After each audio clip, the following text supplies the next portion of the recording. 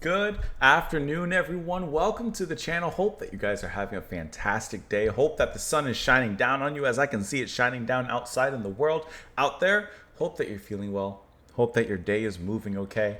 And thank you for being here today. We are diving into a full album listen, a full album reaction of Resolution 88. We're listening to their debut and self-titled album, which was released in 2014. We're listening to this because this was suggested and sponsored by Zach. Zach, thank you so much for the support and thank you so much for the recommendation as well. I truly appreciate that. I'm kind of curious about this one because I haven't heard of the band, but Zach had described them as jazz funk groovers from the UK. I'm in. I'm very much in. So I'm very happy to dive into this. I'm excited to see how we're going to jazz it up, how we're going to funk it up, which direction we're going. Zach had said that they're influenced by Herbie Hancock and people around that. Sounds good to me. Sounds like a fantastic time to me. So yeah, that's what we're going to be doing today. Hope you guys are here for it. Hope you're looking forward to maybe something in this particular nature. I have the Bandcamp pulled up. We will go ahead and dive on in. We'll start off with the first track before, so if you don't mind pressing the like button, it helps a great deal, goes a long way. And yeah, listen, no need to delay. Let's just hit play. That worked out. Let's go ahead and begin with the first track, which is Kaleidoscope, but it's spelled a little bit differently. Kaleidoscope. Listen, we'll dive on into it. We'll talk about it a little bit after. Protein shake is what's on deck today, along with some water, as always. And as always, my friends, this one is to you. I got to make sure I press the button right.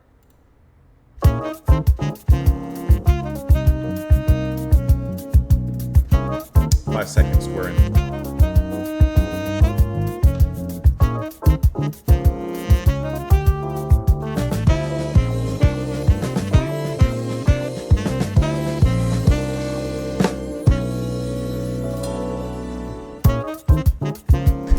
This is Saturday morning music.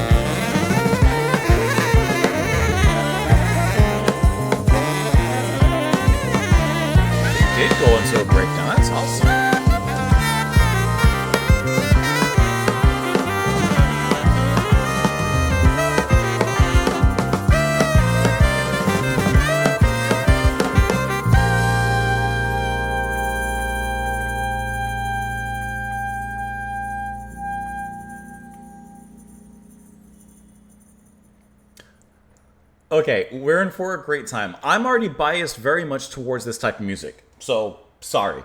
But we are in for a fantastic time. It's Thursday afternoon. This feels like Saturday morning music to me. This takes me, I'm going to say it again for those of you who it's your first time here. This takes me back to Saturday mornings growing up and jazz playing in the background of my house and my mom probably cleaning in the kitchen, talking to my grandma, my dad falling asleep on the couch. And this is like the music that would just fill the air of the house. This is great. This is going to be a really great listen. I can tell just from this track. You definitely hear the Hancock influence there on the keys especially. And I love when jazz has a chorus and it returns to a certain motif. You know, hear the ba ba ba da da da ba ba ba. And then I love how they take that chorus and then at the end turn that into a breakdown and to a finale. Instead of ending that bar with the ba ba ba and then it leads into the next solo, the final time that they do it, they keep that going because that is kind of an intense rhythm. That ba ba ba, it's kind of punchy, and I like how they just kind of go off at the end there. Especially the sax coming in, the drums getting time to really fill that in. I think that was a great way of structuring the track and using that chorus to kind of act as a finale to this one. This was really, really fantastic, especially the keys. So keys on here are going to be Tom O'Grady, handling quite a smorgasbord of key-based instruments. And I love when the music kind of comes down in certain verses of it into a lot of space. You know, drums come down as well, hitting now the side of the snare instead of the snare itself, and the mood comes down. It's just the low light of the keys, and from there, you know, it's a lot of space and ambience that's given to the track and to the musicians to kind of recollect, reform, and kind of go from there. I thought that was a really fantastic way that they did that around the middle of the track, and then of course in the first time that it comes in, you have the solo sax here. Like this whole space where it comes down though is so nice. This is just groove. And the way the bass follows the kick of the drum so closely, just like a rabbit to carrot. That was great. Little pickup. Like I said, the keys are the big part, but the sax right here starts us off real nice with a little bit of percussion in the back here from Rick Ellsworth. The sax is going to be performed by George Crowley as well, and Tiago Coimbra on the bass.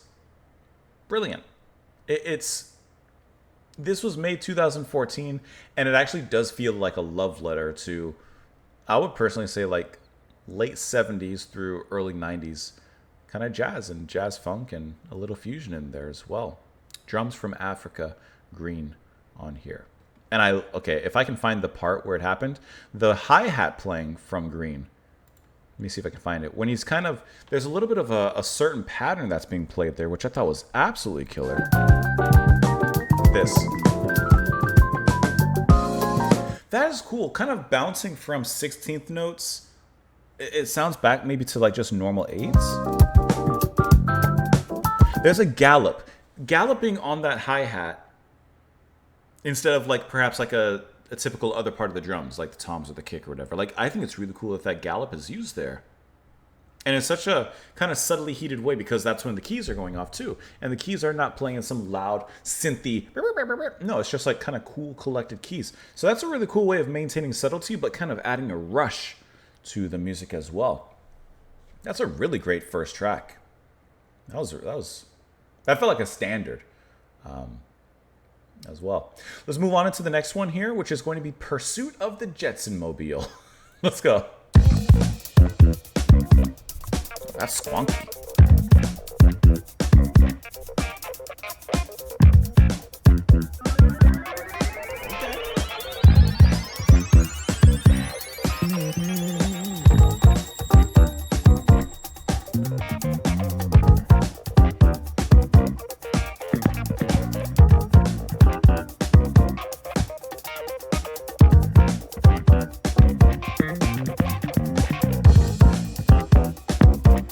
Taking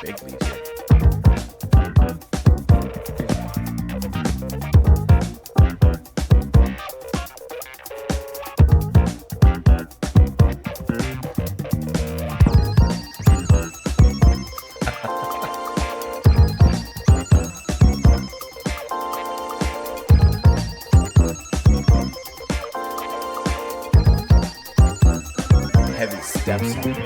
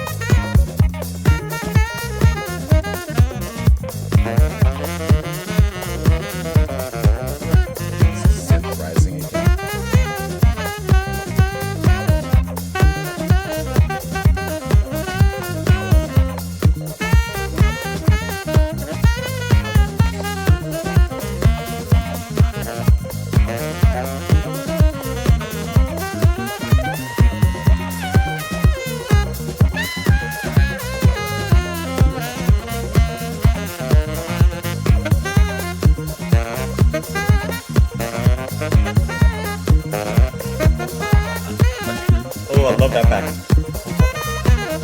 Between the low note and the high note there.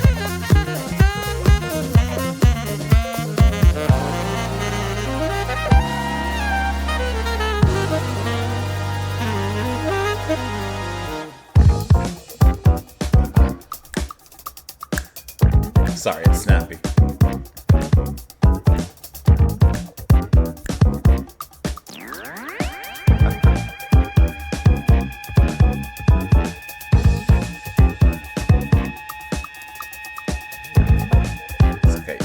Air raid siren.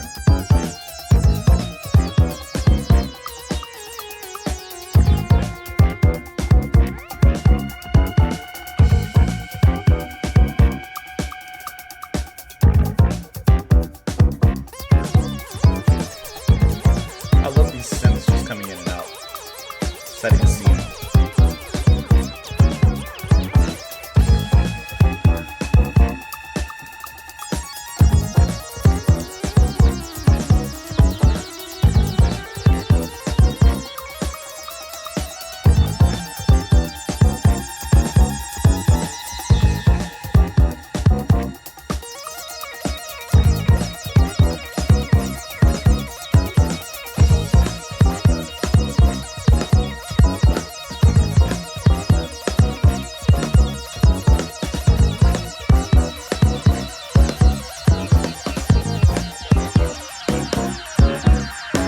Stacking that.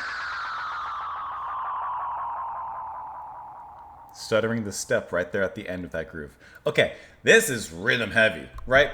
The bass and the kicks, especially the drums, bop, bop, bop, bop, bop, bop, they build off of that incredibly well. That is the spine of this track. That is the well, there's a P word I'm thinking of. The primary part of the structure, the primary component here. And then the way they build off of that. The track is called Pursuit of the Jetson-mobile, and I can't help but think of the Jetsons. And so you have those synthy sounds that are thrown in here to set a scene, especially within the pursuit of the song.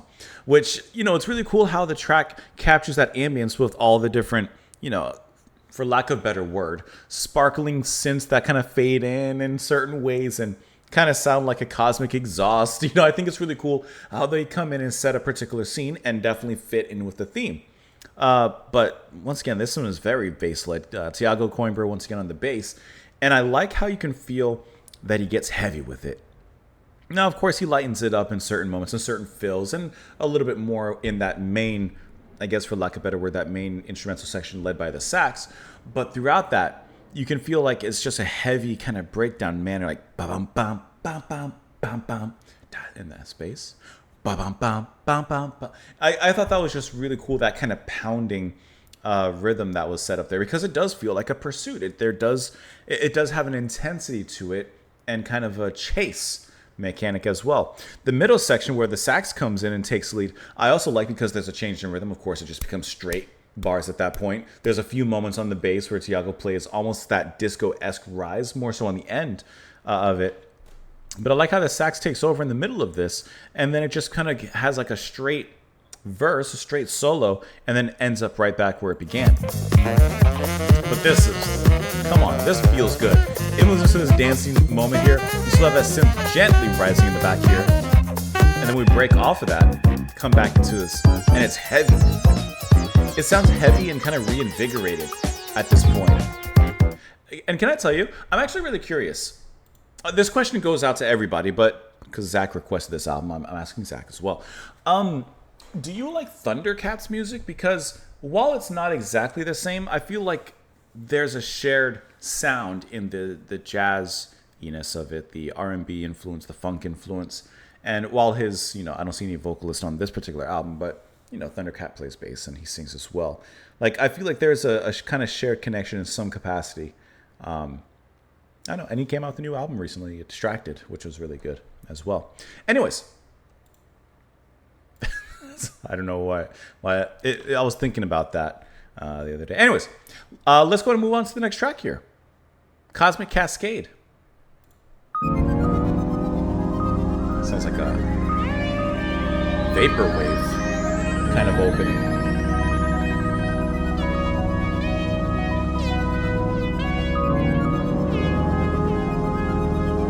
That's very vaporwave.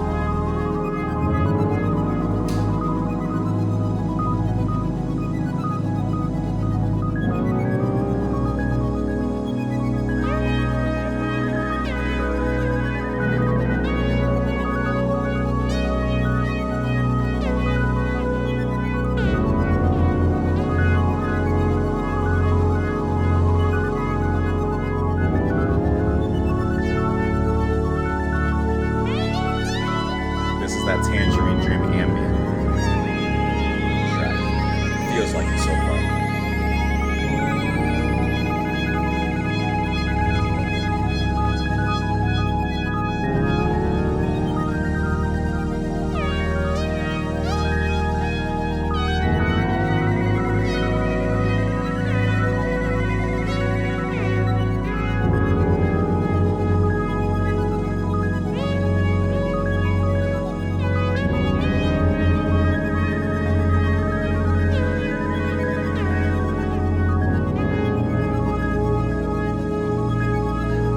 I think it's really cool to insert a track like this early on into the album. It really kind of carries a theme and a weight in its own ambience way. Like I said, very Tangerine Dream to my ears. Possible recency bias.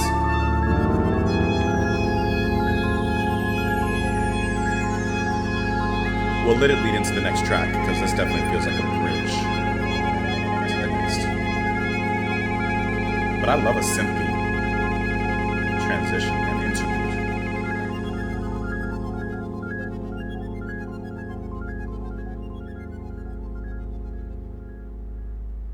That felt like an instrumental conclusion to the first two tracks. Let's see where it goes in the next one. Juicy my squeeze.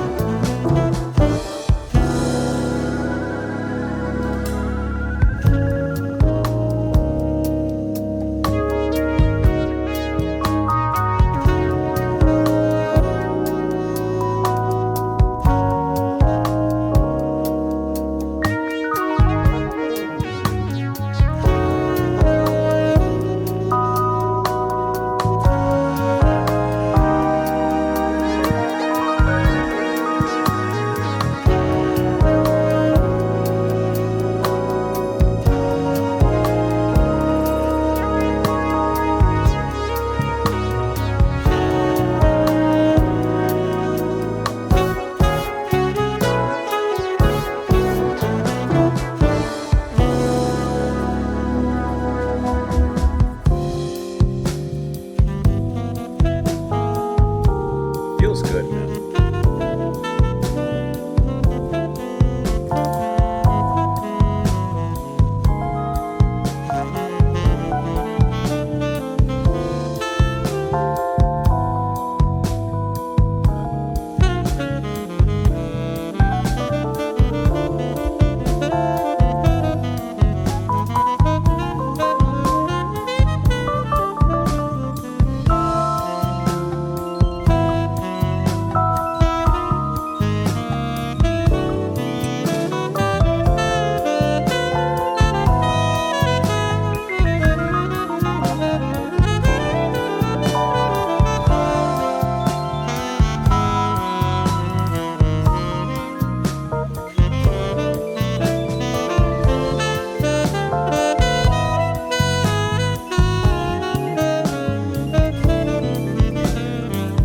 This is love.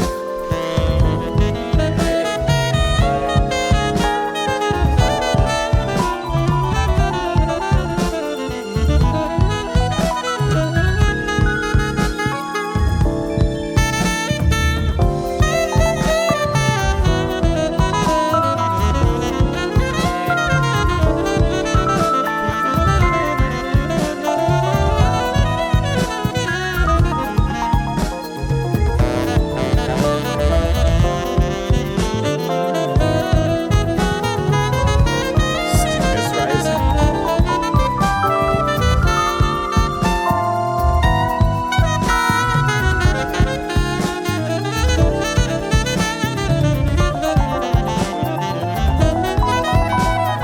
The rhythm is in this corrosive passion. Listen to this.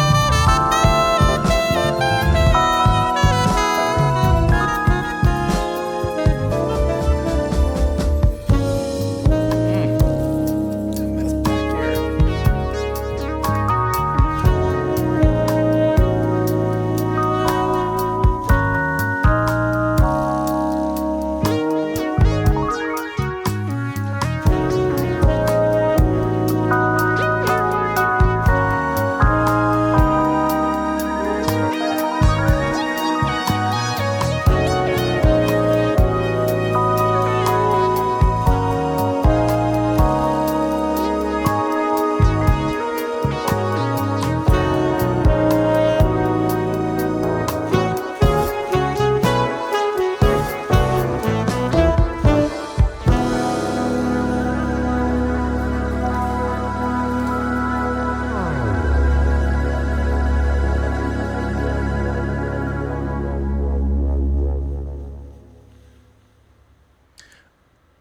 So this track was absolutely the Oh there you my. go. Oh my.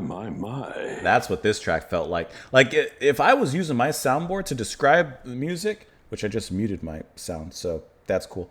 Like just muted my thing. Let's put it back there. Okay, like the first few tracks, That's the old pepper right? boy. They got the pepper. Old pigeon. Let's They- put it over the old plate, boy. They have that extra to them. This one slowed things down, put it into a soft brew of hot coffee, and I ain't talking Grand Theft Auto, and then it just allowed it to go off and play from there. And what I really like is that after the previous track with Cosmic Cascade, which, like I said, it was really just an instrumental bridge. I mean, all of it's instrumental. It was just a synthy bridge to kind of end the, I guess, the trifecta, you could say, of the first three tracks, and then move it here into Seducing My Squeeze. And I really like how it kept that same mood. It didn't go from that ambience of Cascade and throw us immediately into some fast-paced kind of jazz fusion. It once again kind of kept with the ambience, kept things slow and low, and moaned softly from there. And the saxophone from Crowley is absolutely moaning softly and gently. That chorus, the ba-da-da,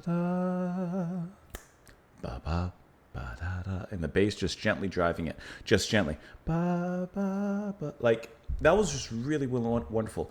And I thought it was cool how the keys are always playing some sort of subtlety, pretty much throughout, right? There's always something the keys are doing. And I feel like here, there's a few times where the sounds that are coming off of Cosmic Cascade kind of reintroduce themselves in certain places with squeeze. So I think it's really cool how they carry a certain connection even through there. So not only does it thematically just work how the songs transition to one another, but even how some elements maintain themselves from one to the next. But yeah, Seducing My Squeeze is really, really good. Like, and even this part, which comes away from that's good. The more sensual parts of that chorus, that main motif, I think it's really cool how it brings up the energy, but never displaces what was built before. Even this part, right? Which is, the rhythm changes completely here. And that, with the rhythm change, with the drums change into that bop, bop, bop, ba-da-bop, bop, bop. They could have absolutely made that part heavier, you know, besides the drums, if the rest of the instrumentation went a little bit deeper. But they didn't. They kept it nice and floaty. They kept it up here with a little bit of air rather than making it some earthy, heavy breakdown, because they don't want to kill the mood that's being built here. And there is definitely a mood in this track. And then when it returns to that motif afterwards, it's a great sense. Right here.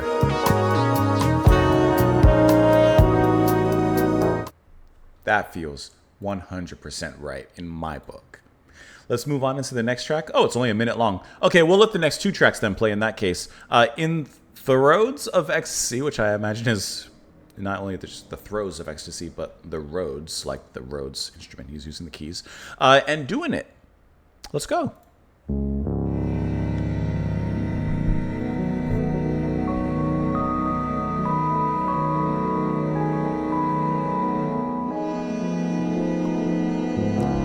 Sounds like Mellotron. But the deepest notes.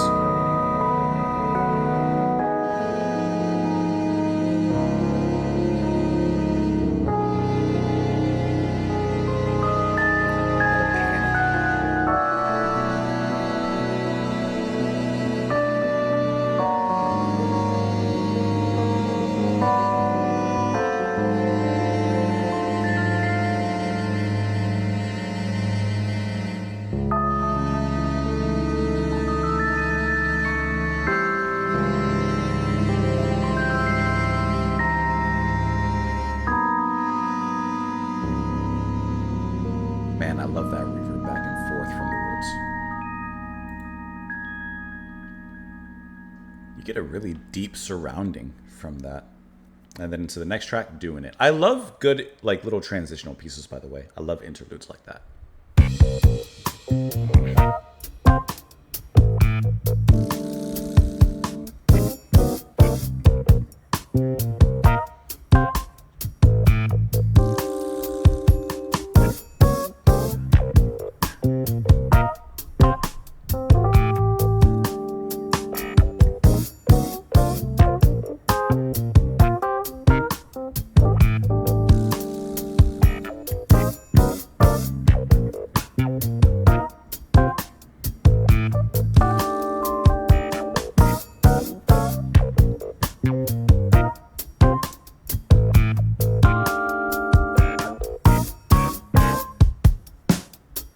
Hit that snare now.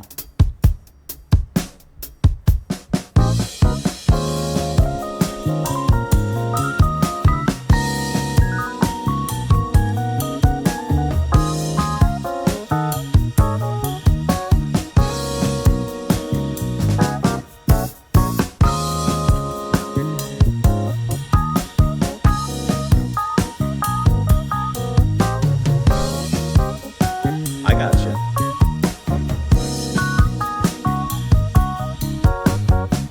There's flow on the drums in this one.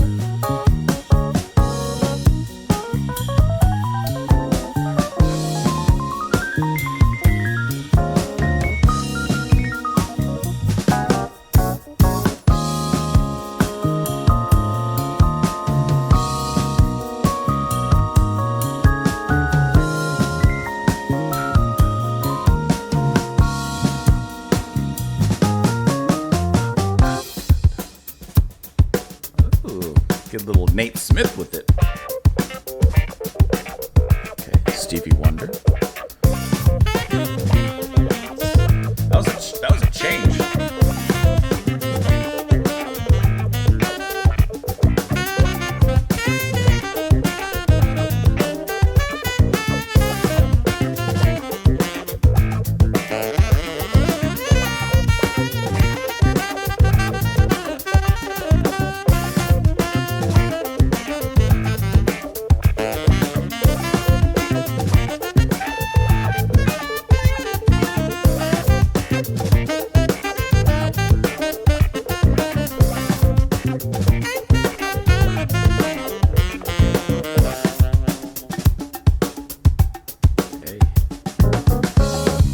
Right on that percussion.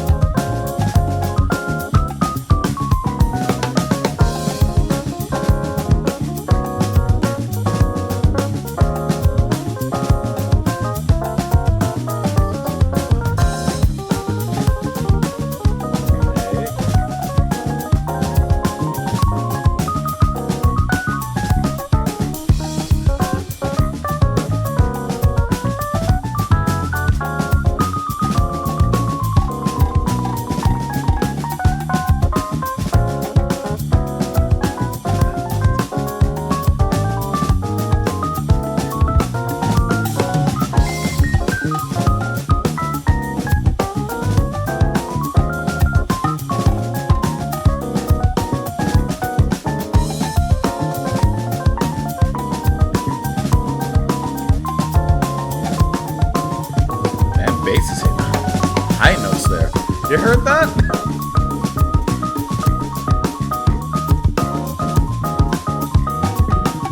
There it goes again.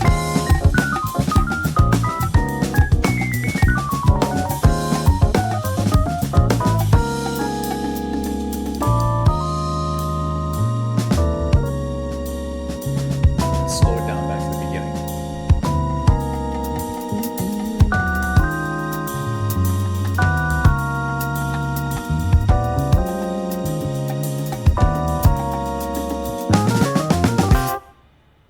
Okay, this one really felt like a jazz standard in its own way. This one felt like the most statement piece in a particular way. Not necessarily in the band's, like, you know, album, like not necessarily here, but this one sounds like the most I could hear this. You could have told me this was Herbie Hancock in '79 and I'd be like, oh, cool. Good track. Like, it just sounds like that kind of track here. Can I tell you, I really love, this is from any album, but I like that they're doing it here as well. I love little short interludes, instrumental ones especially, that just kind of provide some sort of ambience, play a particular way, and then move on from there. I really, really like when bands do that. And I like how we had another one here with Throats of Ecstasy, and just a really cool kind of reverb-filled keyboard-led track once again. And this one, you know, that sound is just reverberating off of the walls, panning back and forth strongly in this one. And I really like how you just get a little bit of that surrounding feel from there before they throw you back into the groove and the funk of things. It reminds me, like, only because it's the quickest example I can think of. It's like with Brian Ferry with Boys and Girls, how there's little instrumental interludes in that album. I don't know. I just really like that. They're like little separations, little quick paintings. Like if the songs themselves or the pieces in their normal duration are, you know, spending deep amounts of time and effort painting with oils and painting some majestic picture, the little interludes are like a quick, fun kind of flash tattoo. I don't know. They're just fun to put in. Anyways, but doing it, those keys are really nice. I like how the opening rhythm, it starts a certain way. It starts kind of slow, but flashy with the drums. But then it changes. Like this is kind of reminding me once again of Kaleidoscope, where it's like Saturday morning to me. Then the drums lead it into this change. and it adds a little bit more of that funky hop to it as well. Some of the keys as well, especially there and in the beginning of this particular part, reminding me of like the sound of Stevie Wonder as well, which is really cool how they kind of play off of that and really insert that kind of funk into the music, you know. And while obviously so far, and I don't see anyone credited with vocals, so I'm pretty sure this is going to be all instrumental as we go forward, while there's no one singing, the instruments themselves do a great job of carrying almost a vocal-esque sound throughout. So, you know, in here, the sax obviously taking the lead in this particular section, and it just has that vocal delivery. Of course, I choose the part where the percussion gets a break, but either way, it has that kind of delivery, which I think is always really nice. And then by the end of the track, it stops, slows itself back down, and it comes back to kind of a similar place that it began. You gotta go way towards the end. And around I want to say it was 4:15. The bass is doing some acrobatics. The bass is going hitting the high notes at the bottom and playing them really fast, which I love that kind of back and forth that happened there because he did it a few times. Let me see if I can catch it real quick. Let's see what's here. I think it was here. There. Like for no reason at all. No one asked him to do it, but you know what? I'm gonna rip one down there. It just goes and does it. I think that sounds really, really fantastic. Let us move on to Unraveling, the longest track on the album, actually, coming in at about 7:30.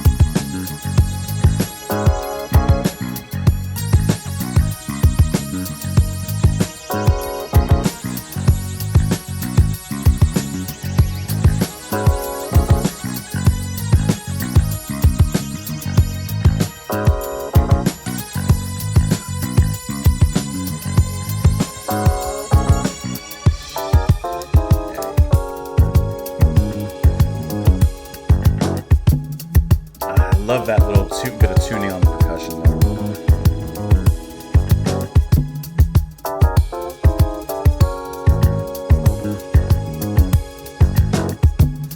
What a heavy step.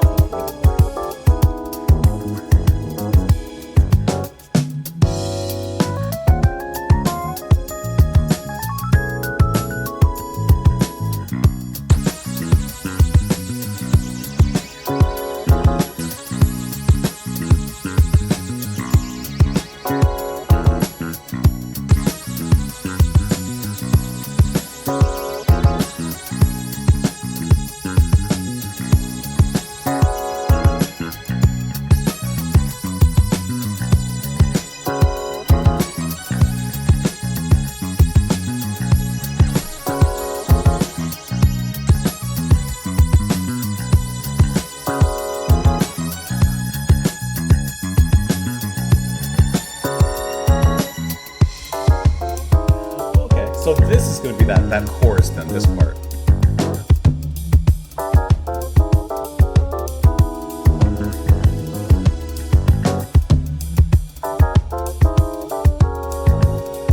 Man, that's skittering on the hi-hat strum.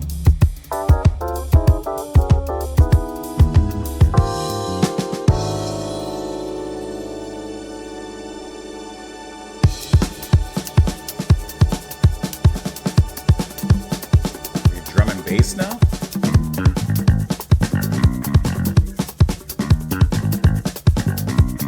Unraveling.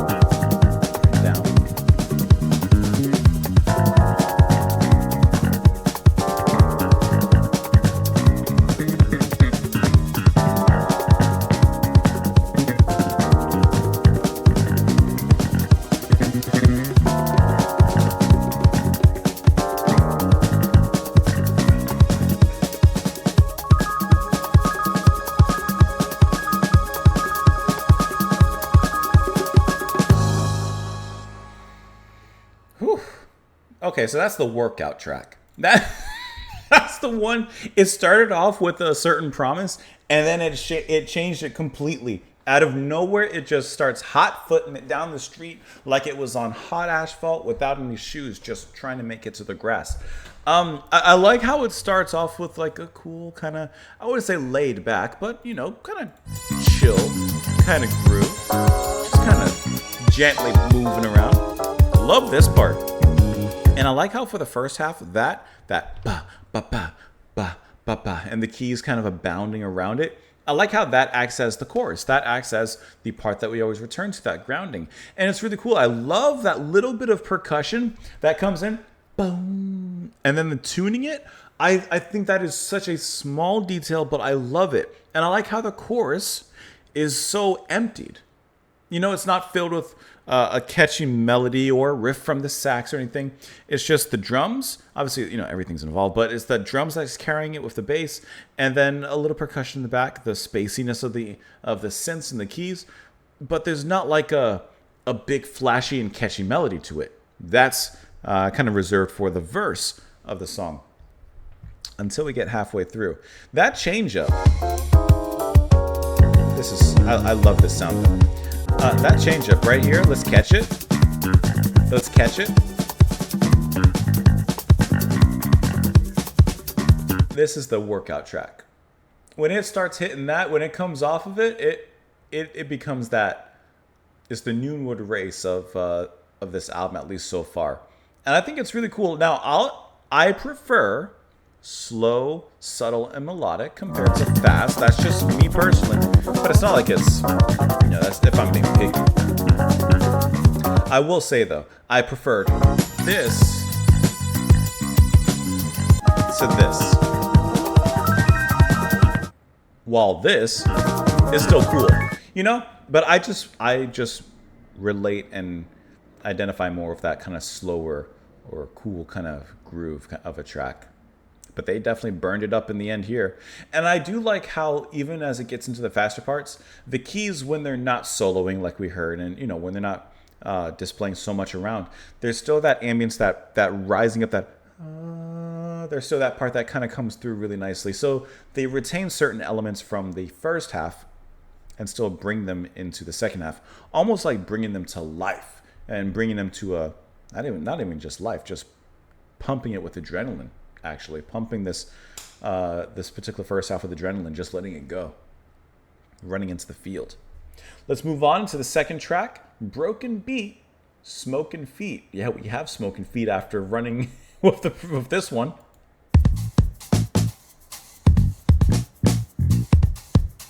Oh, gotta catch that groove.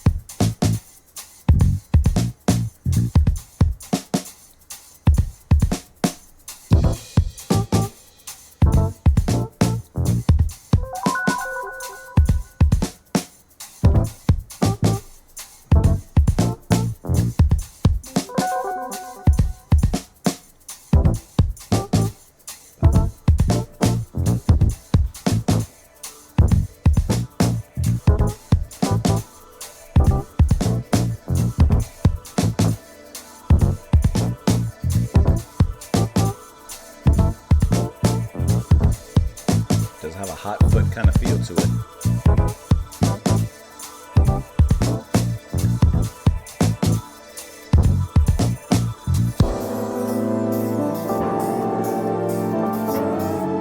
opened up really nicely.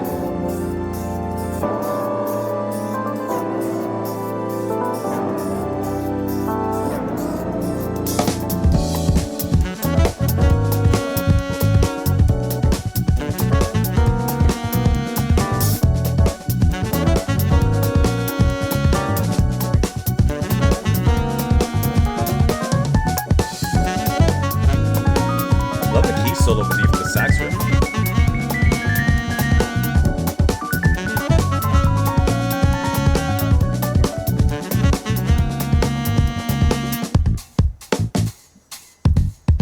Love how they broke it down back to this. Just drum and bass.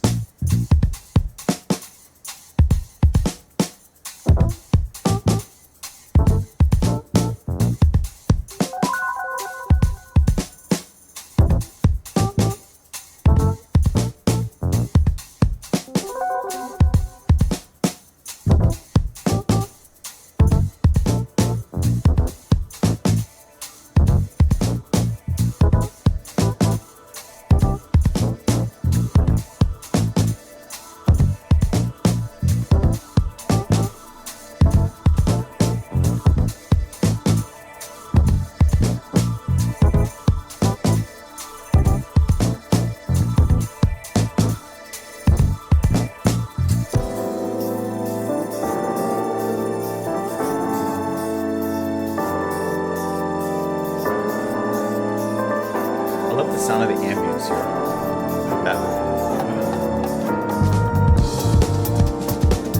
That spring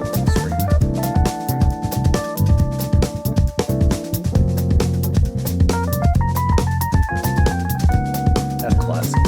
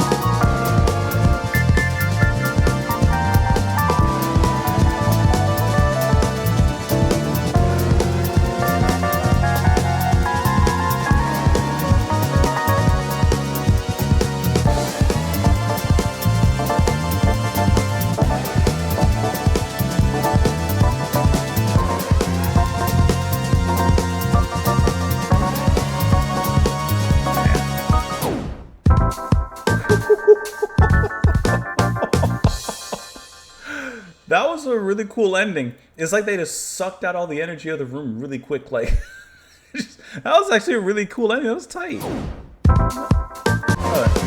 I just want to hear it again. Like building us this big climax, and just one measure. That's actually a really cool way to break it down. Okay.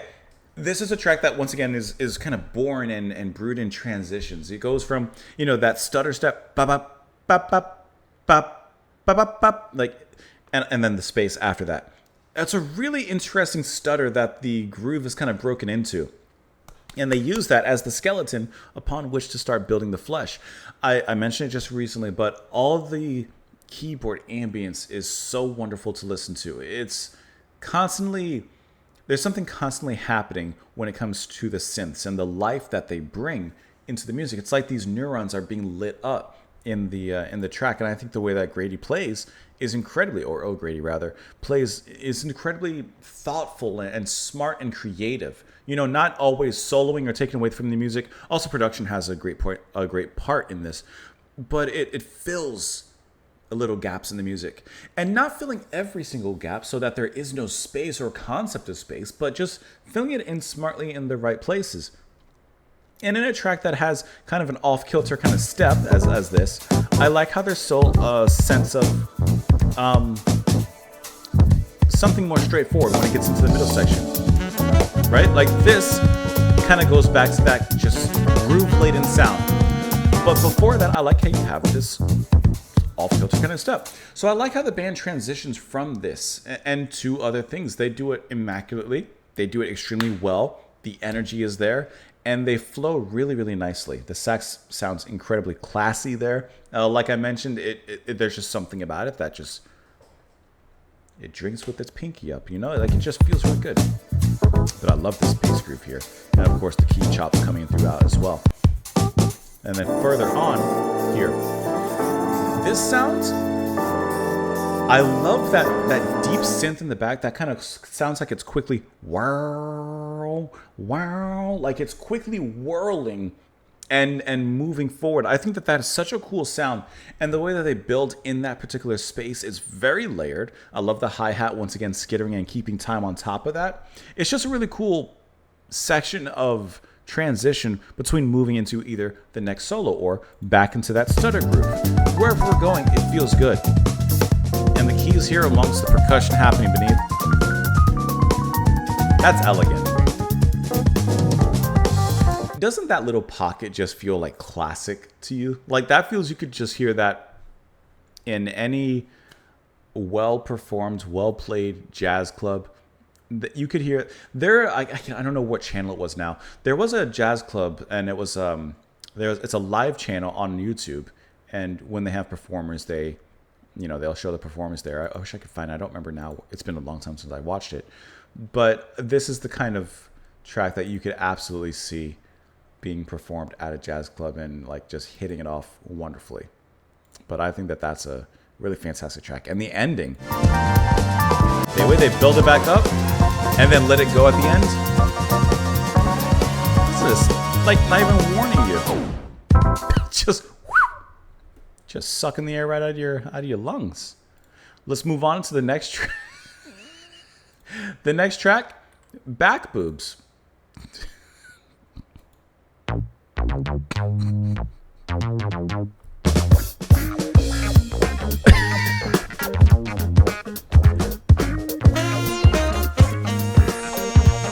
Sounds like the soundtrack to like a Mario Paint game from Sega Genesis.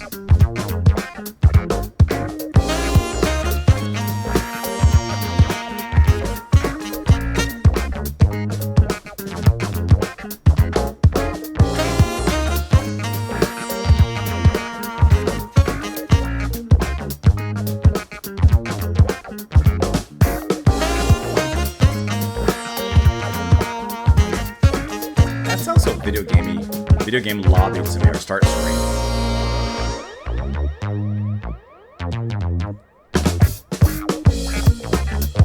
Especially that synthy bass.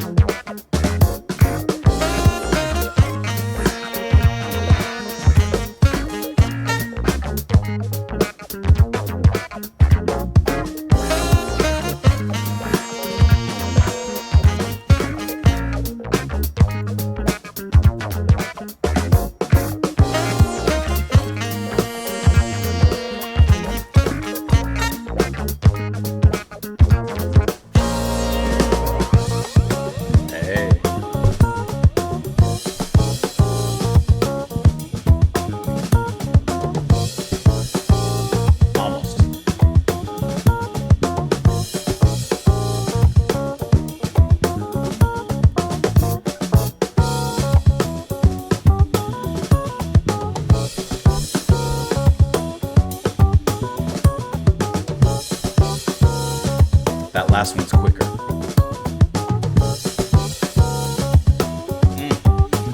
Man, I need a drum set again.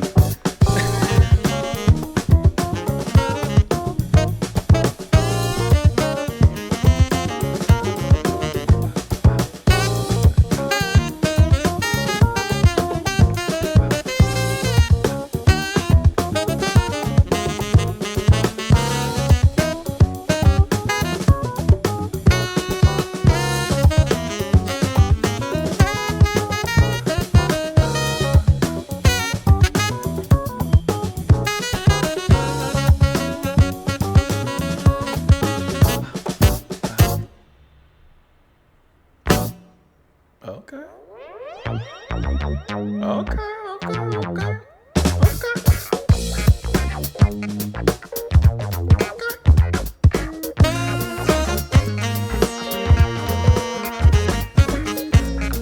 I see.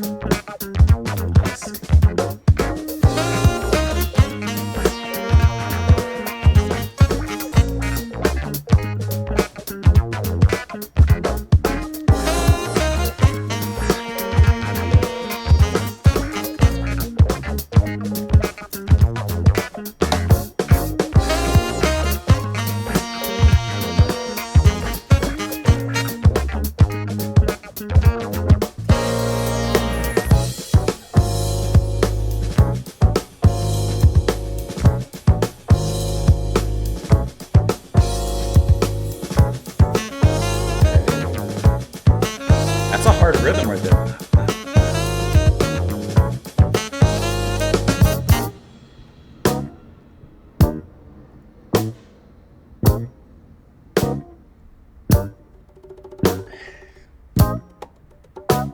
Love that percussion come up. Wow.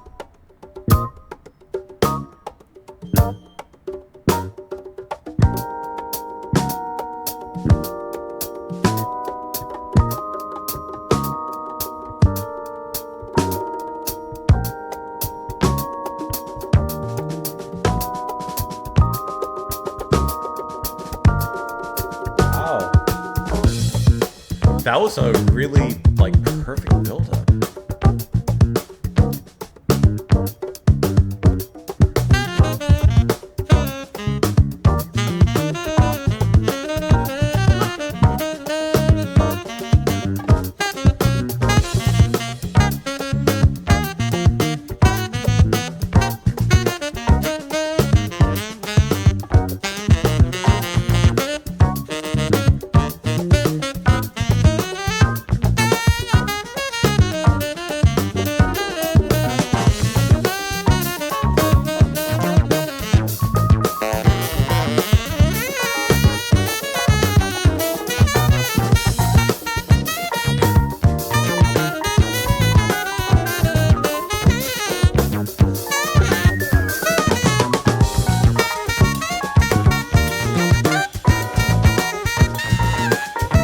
Push it.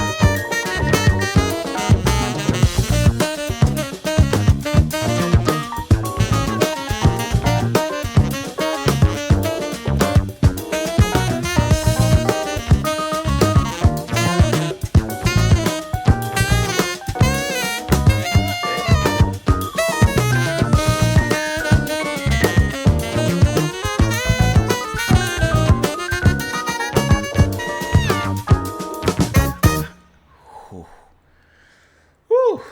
Are we having fun yet? Are we having a decent time so far? There's a few standout moments in this one. Most notably, that build up in the middle section. Was it around 3 minutes?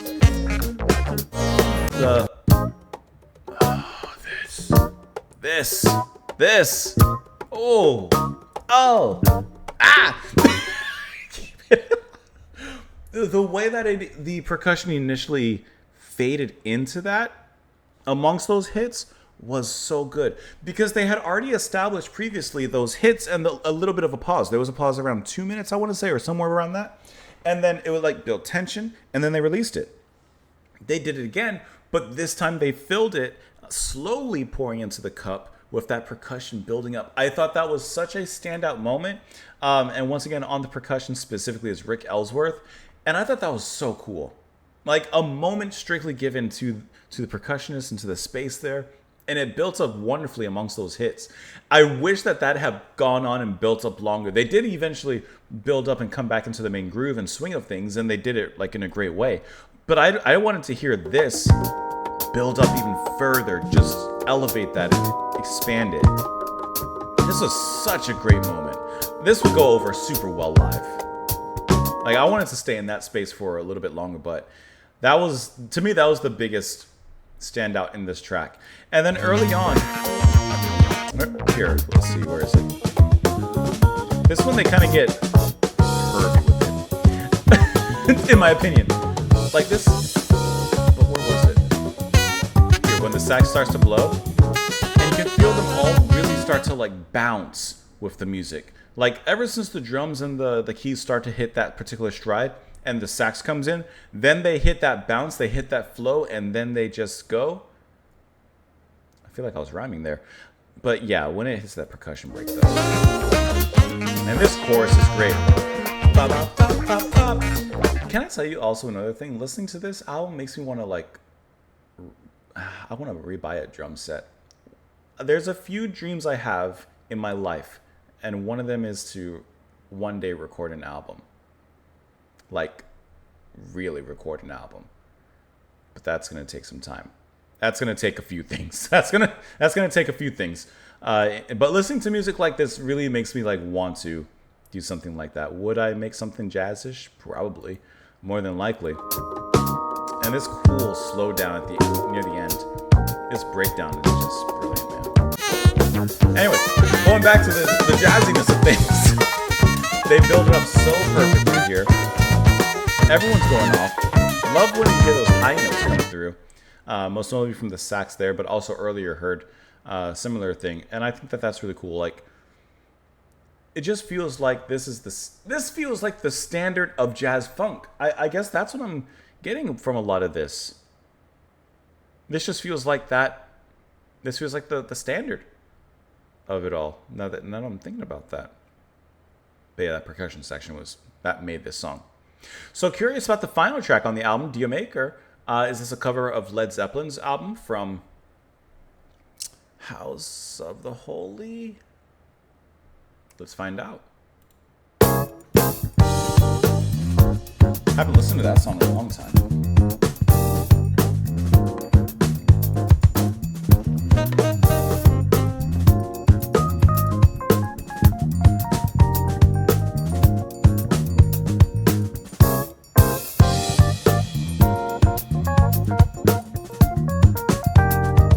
I have to listen to it again to see.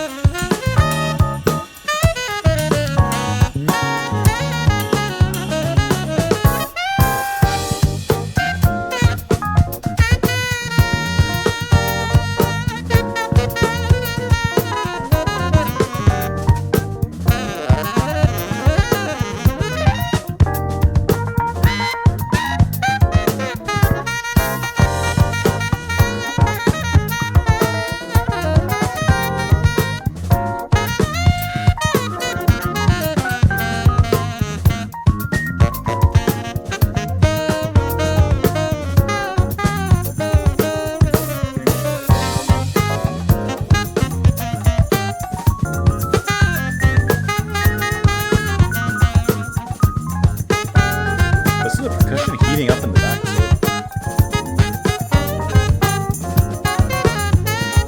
What about that tambourine?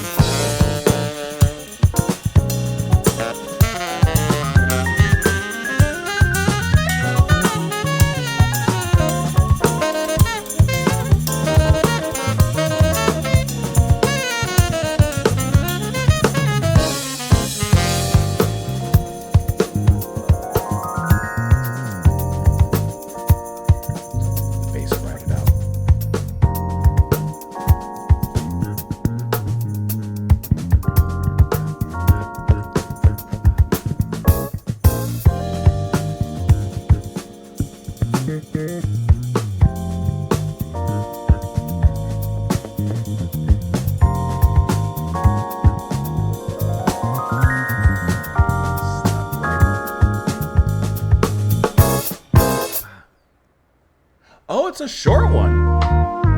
That was a short one. I didn't even, I wasn't even paying attention. I was just closing my eyes and kind of going with it. Okay, that was a short ending to the album. And I'd have to hear Dio Maker from Led Zeppelin again to see if it's kind of a cover, because honestly it didn't sound like it just from that. You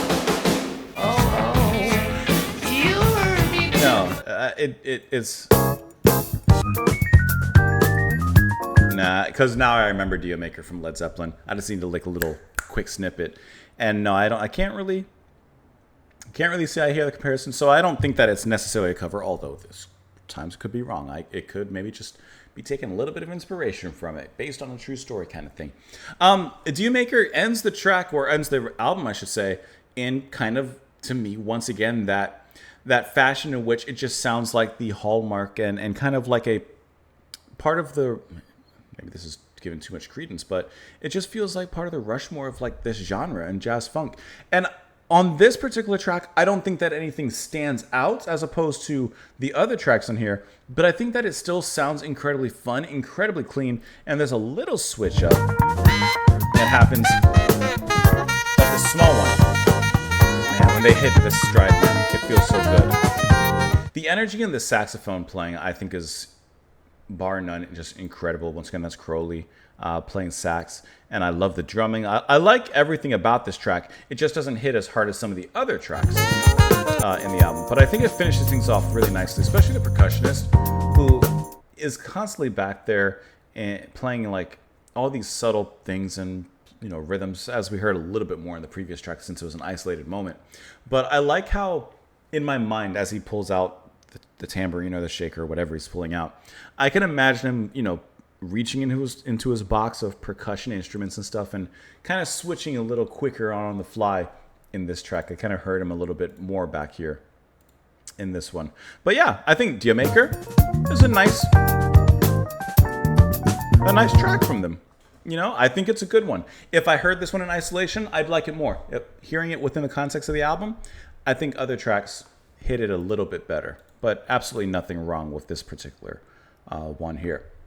Ladies and gentlemen, that is Resolution 88, their debut album. This is a debut album, and can I tell you, as a debut especially, man, did they hit a stride. Man, did they hit a really awesome stride on this one. My favorite personal tracks, I would have to give it to Seducing My Squeeze, just because I'm a sucker for that slow brewed kind of track. Like, I just really like that sound, and I love what they did with it there. After that, I'd probably give it to Pursuit of the Jetson Mobile, because I love not only the groove of that track, but also the way that all the ambience and those playful keys and the synths kind of abound in certain parts of this track and kind of play along with that theme a little bit. You know, it's not just synthy solos from front to back. No, there's actually like some thought and good placement of those sounds in that particular one. This was a really great listen. This, like I said, it's Thursday afternoon, but this made it feel like Saturday morning.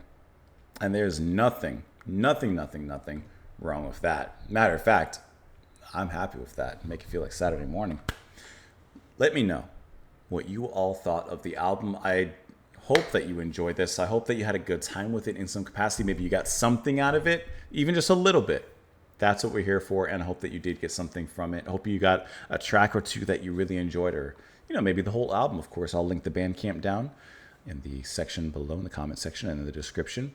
Zach, once again, thank you so much for the support, and thank you so much for the request as well. I really appreciate that. This was a really fantastic listen. I had a great time with it, and I really hope that you guys did as well. Please come on back by tomorrow. I hope to see you all then, and I will talk to you later. Bye, guys.